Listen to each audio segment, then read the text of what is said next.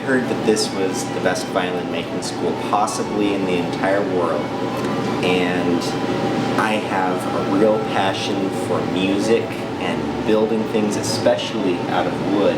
When I repaired things on my violin, I realized that time just flew right by, and I remember my dad and just a lot of people were telling me, when you work on something and time just goes right by, that should be your job, because that's how you know you're doing something you love.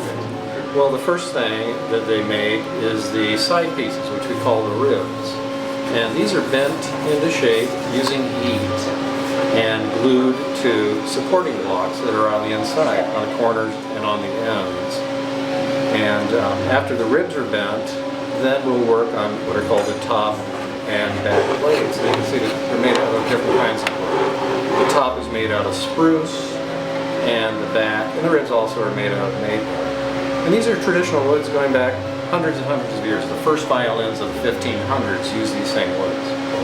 These shapes that you see are all carved. Nothing is pressed or steamed into shape here on the top and back.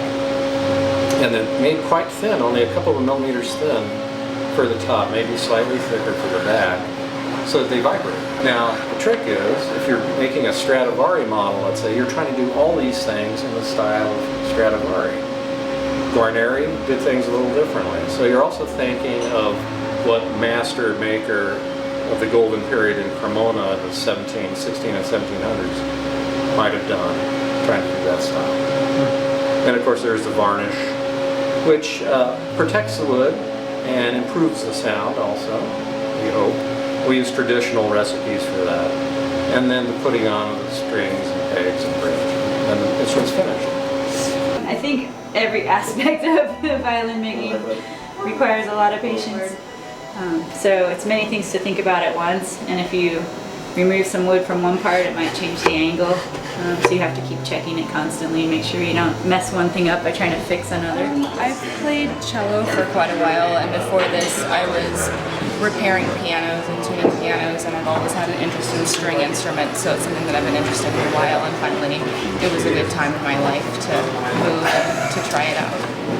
It makes beautiful music. I mean, the musician plays the music, but the maker of the instrument is the creator of the musician in a way, because the musician is nothing without their instrument.